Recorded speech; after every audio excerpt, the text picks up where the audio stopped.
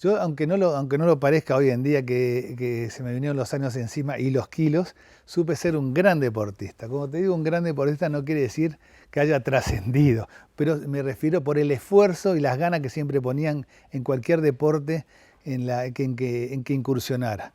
Hice 5 años de judo, 9 de karate, jugué al rugby muchos años, jugué al básquetbol y obviamente al fútbol, que es el deporte natural de todos los uruguayos. No digo que fuera, ya te digo, no me destacaba precisamente por eso, pero sí me destacaba por el esfuerzo y las ganas que le ponía en cada una de las actividades deportivas que encaré. Y definitivamente mis corazoncitos deportivos está en Nacional, está en Los Cuervos en materia de rugby y en Truville al básquetbol. Eso no obsta que, y un poco por deformación profesional si se quiere, de tantos años en el exterior representando al país, uno va dejando de lado ciertos fanatismos y romanticismos y uno simplemente se pone la camiseta celeste y termina festejando lo que parece una barbaridad cuando uno vive en Uruguay, termina aún, en mi caso, festejando goles de Peñarol estando en el exterior, ¿no? Ah, bien. Bien, bien, bien, bien, bien, bien. Pero mi corazoncito sigue siempre siendo tricolor de Cuervos y de Truville, ¿no? ¿Y le tocó estar en el exterior y ver a Uruguay triunfar? Me tocó estar en el exterior y ver a Uruguay triunfar, también perder algunas lágrimas supimos derramar, pero sí, acompañé muchas gestas deportivas del Uruguay, porque realmente yo siempre hablo de gestas porque definitivamente nos hemos destacado siempre en las distintas actividades en que hemos incursionado en lo deportivo, y si uno tiene en cuenta el tamaño y la poca cantidad de habitantes que somos, cada triunfo uruguayo es realmente una gesta, ¿no? Yo digo que es casi que un milagro la, eh, la jerarquía internacional que adquiere el Uruguay por la composición y las distintas variables que lo han ido conformando. Pero realmente Uruguay tiene un prestigio que va mucho más allá de su propio peso, del peso específico al que debía estar llamado, ¿no? Creo que en ese sentido, por imperio de distintas circunstancias, en este caso la última, la extraordinaria gestión del presidente de la República, bueno, el nombre Uruguay trasciende, es respetado y valorado mucho más allá de su peso específico, ¿no? Ujú.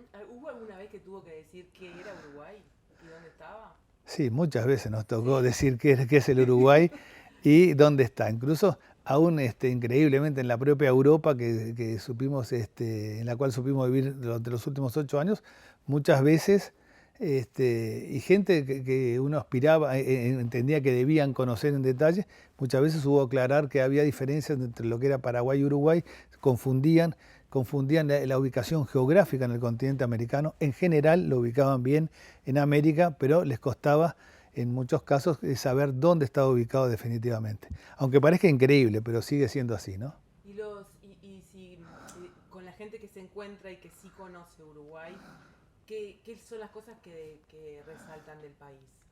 O que te Ah, dicen, tengo Uruguay en la cabeza por tales motivos. sí. En general, ya te digo, creo que la voz de Uruguay es respetada, es reconocida y eso es una primera carta de presentación importante, ¿no? Y después hay muchos aspectos que resaltan a poco que se empiezan a interiorizar en lo que es nuestro país.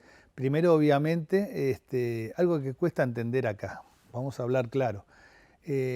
Mal que nos pese, el mundo pasa por el hemisferio norte, pasa en lo que es hoy China, lo que es Europa y lo que es los Estados Unidos. Y nosotros, yo digo un poco en serio, un poco en broma, que el Uruguay es la última escala antes de la Antártida. Y cuando uno se plantea que la última escala queda a 12 horas del hemisferio norte, es una distancia tremenda que cuesta muchas veces convencer aún a propios amigos de que vengan a visitar y conocer el Uruguay.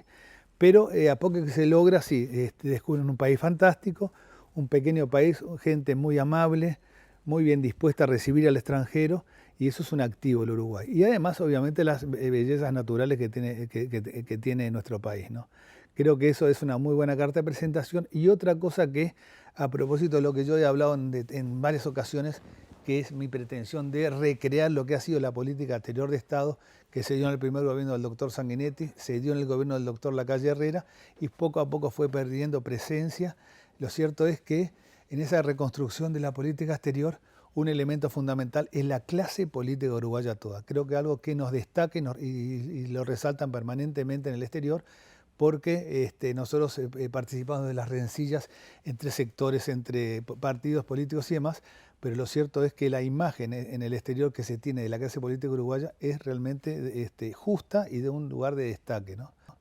Creo Habíamos que perdido eso un poco, de la imagen. sí, no, más que nada habíamos perdido esa política exterior de Estado. Entonces yo justamente creo que es un activo que tiene el Uruguay, la clase política, no importa qué sector, de qué partido sean, la verdad que me importa y mucho rescatar ese activo y poder presentarnos nuevamente en sociedad en el concierto internacional, acompañados cuando a uno le toque salir. Lamentablemente ahora estamos en un paréntesis con el tema de la pandemia, pero me gustaría que pudieran acompañarme parlamentarios como también empresarios. Creo que es la política exterior y la política en lo económico y comercial es una construcción permanente y colectiva. Como tú bien apuntaste, hay muchos otros sectores que se vienen desarrollando y muy bien.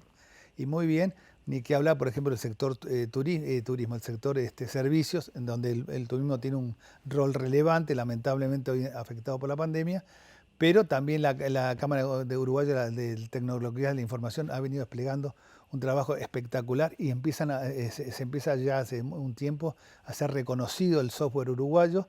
Y en el caso puntual que tú comentabas, el hidrógeno verde sí es un activo, un nicho que empezamos a descubrir en el mundo, porque no en vano Uruguay ha venido haciendo una apuesta muy importante en lo que hace un tema que está en boga hoy en día, que hace a los aspectos vinculados al medio ambiente.